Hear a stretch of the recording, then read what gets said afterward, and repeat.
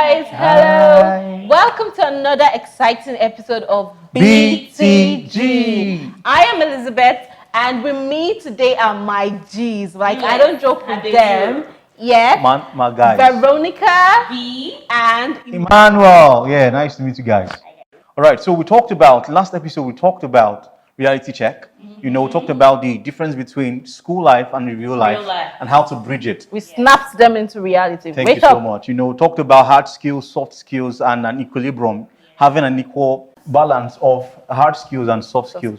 So today we're talking about your CV or your CV. CV. She's so beautiful, right? My name is Veronica. CV. All right. So what? Beyond that, we talk about CV optimization, looking like your CV, acting like it, and a lot of other fun content coming your way. All right. So stay tuned as we take you on this journey. So I think the first things first. What is a CV? A lot of people don't know what CV means. It's true. You will get I don't know if you watched all those clips on YouTube. Like They go on the streets of Lagos and be asking, what's the full meaning of CV? And then one man did curriculum. Wow. Imagine. And that man has a job, I assure you. And he must have sent a CV for that job. He doesn't even know. So what must his CV look like? Can you imagine what his CV must have looked like? You don't know the full meaning, but you have CV. That's interesting. Basically, it's a Latin word. It's the short form of a Latin word. Yeah, Latin. It's called curriculum vitae. Wow. So they shorten it to CV. And it's a detailed documentation of your professional and educational background. That's nice. it. Just your professional and educational. It's not about your personal history. Where you ate, what you ate for breakfast, or what you like to eat, how you like to How many children are your family? We don't need those details, man. Nah, not at all. Not at all. You just need your professional and educational history. That's it. Yeah. And then a lot of people don't know. I'm sure you don't know. Educators. Educators. How many types of CVs do you think we have? 5. One, please. Why try to do it? I don't know. I just feel this one. Lots of people will tell you 5, but there are majorly just 3 types of CVs. So we have the chronological CV, which is the first one, and it basically focuses on your professional history. So it starts from your most recent work experience. Oh, I see. To the list. Nice. Interesting. It focuses more on things you've done, experience. That makes sense. And then you have your skill-based CV. That focuses more on your skills, your abilities, things you can do, and that's what all of us. That's what we have.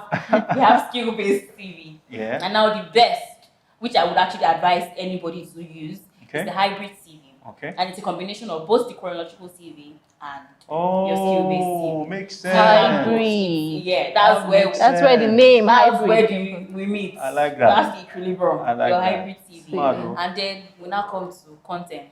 Okay, now you want to use chronological, you want to use your hybrid, but you don't now know what to put inside. How to arrange it.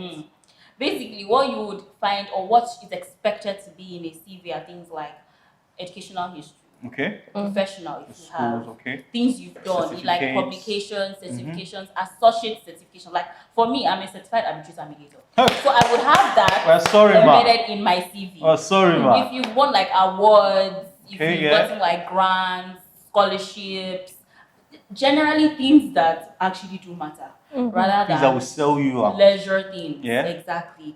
And a lot of people fall short of this in their CV. Can you imagine? You will find a CV and the person is telling me, I used to sell bread on the road. Bread. For money to 8 p.m. What the person is doing a sales job? Duh. Well, in that aspect, packaging. There's a particular expectation of a CV. Yeah. Okay, well. So even if some people they just change only one light bulb, but if you see the technical term that they will use, just to explain it, you will be thinking, grandma. They probably did wiring work for a building. You don't know that it's just bulb. They just removed it and replaced another one. Oh, please don't lie. It's all about packaging and what is expected in a CV. Okay, so now V just explained to us what a CV is. Now, I'm very sure a lot of you have been wondering why the title has CV. But apart from your CV, now your CV is a details about what you can do, your experience and all. But your CV is like your CV in person. The physical representation of your CV. The truth is, when you send your CV, your employer already has an expectation of just by reading it. There's already a notion that an image that's been created in their mind that oh, this person must. For instance, if you say, oh, okay, in your CV, I'm very key to details. I like things done in order. Your employer is most probably expecting somebody that is prim, proper, that is good looking, neat, and then you are now coming to your interview, and then you're not looking like. You're looking tattered. You're looking that means you've not represented your CV appropriately. And this is a major issue. Imagine if you are a lawyer, for instance, and you're coming to an interview. Obviously, we know law, just generally, they have the subtle color, the black and all. And then you're coming to a law firm organization. No, they are coming to a law firm and they are wearing orange. They are wearing jeans, heels and all. I'm sorry, you've already failed to even identify. That means you don't even pay attention to details. She can't secure a law job like this, but she's looking good, right? Exactly. Like the way I'm dressed, I wouldn't like. So you're coming for a law job. You most probably your CV is very nice, but you're not representing it appropriately with your physical looks. The truth is, sometimes your employer, let's even say the person doing your interview, I went to a company one time, and the person even doing the interview was not even the person that collected my CV. So the person hasn't even read my CV at all. So what he was just saying was, okay, if you had come in very nice and he's just impressed by how you look, he's more interested in wanting to even know you better. Do you get? So the physical representation of how you look during your interview and all actually matters. So that is where the CV comes into play. And aside like looking like your CV, what now happens next is, do you act like that CV? You're here for a job, guys, and you're not acting like you're here for that particular Tell role. us more. Like now, you're here for, let's say you're here for a managerial role. Okay. Yes. Let's say they even want to give you, you're looking for MD. MD of a big company. When you think of an MD, what do you expect? Don't you expect someone classy, suited, someone classy, someone quiet, reserved, someone professional? It knows his content. And you're coming in with jeans, you're looking very. Are you here for sales or you're here for MD job? MD is contextual. Or for example, MD of it's relative. Zuckerberg know the West now. It's relative, yes, I agree. But then you get instances where you've said in your CV, I pay attention to details. I, manage my time properly. I'm very disciplined. Yeah. Like, yes, you've listed so many criteria and you set a bar for yourself. And then you now come in and your phone is ringing. And you're even telling the interviewer, please hold on. I need to speak to this person. That's so wrong. So where did this discipline come in? Or you're Snapchatting. No. There are certain wrong apps now. that you should not. Necessary. Necessary. It should not be done anywhere. You know that? We're talking about CV optimization. Like, how can we help ourselves make our CV look better? So one mistake a lot of graduates make is using one CV for 50 different applications. So you send one CV to different employers. You don't. So many of us don't even touch it. We just carry like that. We don't want to be stressed. You don't want to be stressed. It's wrong now. It's wrong. So she talked about law. I applied for a law role. I send my CV. I'm applying for a dancing role. I send that same CV. This is a mismatch. How do you expect to be chosen? I get your point. It's very wrong. Okay. Or beyond that, another issue some people make is grammatical errors. Some people's CVs have grammatical errors, and the employer is like, why are there so much errors in this? I can't trust this person. This person is attention to details. The person is not meticulous. He doesn't pay attention to details. So that already removes you from the list. It disqualifies you. Then another thing, so some of us, we don't present our experiences well. And one way we could do that is using the CAR approach. Like, what does CAR approach mean? I'm wondering. I swear I'm wondering. No, not your CAR outside. It's an acronym for context, action, and result. Say after me, context, action, result. All right, so what do I... relax. What do I mean by context? So you're describing a situation. So for example, using the car approach, we talk about context. What does context mean? Creating a situation.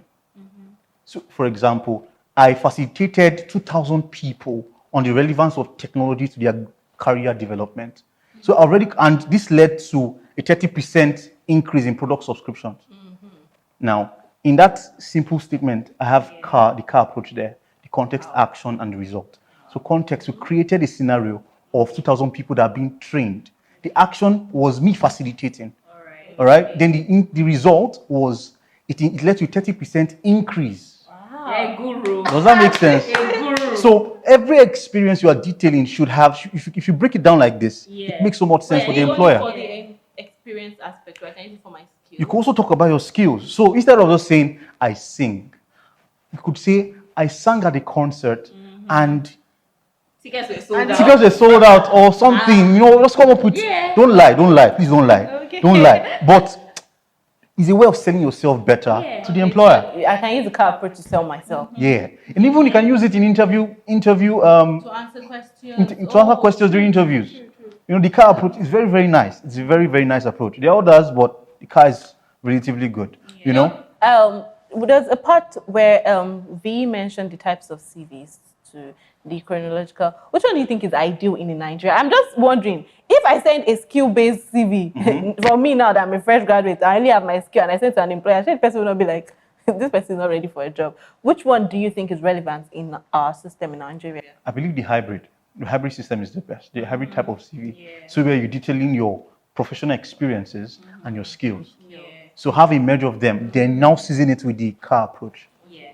So basically, that's all for today, guys. And we've spoken about optimizing your CV. This is key. Tailor your CV to every single job it is. Because you have certain expectations. You can't now send same CV for law, for marketing, for sales. You have to tailor it to specific attributes demanded for that role. Yes. Also, we talk about looking like your CV, acting like your CV, and don't now become a story case of CV and CV. Because V will not help you.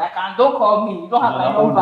I'm at home sleeping. Okay, guys, that's it for today, and we have come to the end of today's show. I remain the elegant Elizabeth, V, and Emmanuel. Thank you, guys. See you on our next episode. Don't forget to like, subscribe, and leave a comment. Family members. Bye. Bye.